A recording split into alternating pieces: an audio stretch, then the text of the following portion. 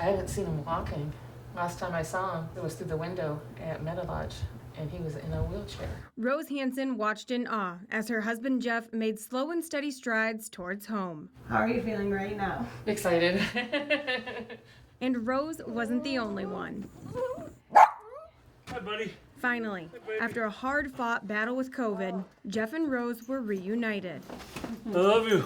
I miss you. It's been 3 months, honey. I miss you so much. Oh, baby. Oh. Welcome home.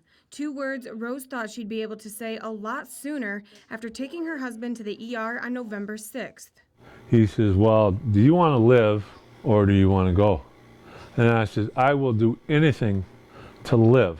Just before Jeff was put under, he asked to call his wife. The last thing he said to me was, he says, pray to Jesus, pray for me. So she did.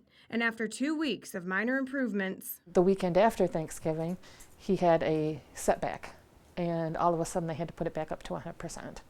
And they don't know what happened. after about a month of ups and downs on the ventilator, Rose was faced with one of the biggest decisions of her life. They basically gave me a choice to either take him off the intubation and just let him go, or surgically put in a trach.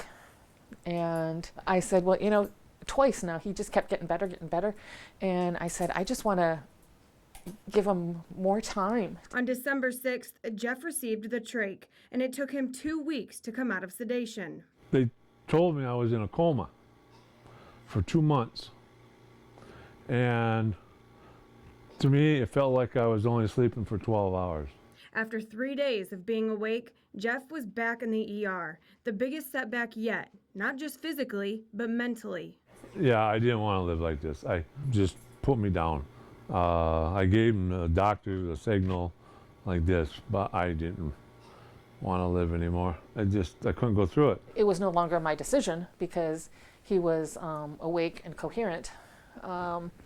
So they got me into the ER, and I convinced him to give it 2 more weeks. I said, honey, you just transferred to Meadow Lodge just a couple days ago.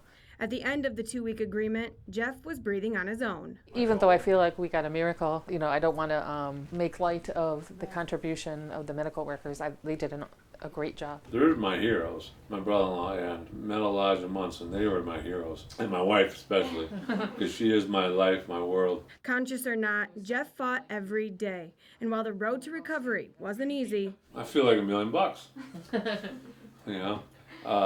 I'm gonna get better, and I want to get out working again and work in my shop. I want to start a new life. I got a second chance in life.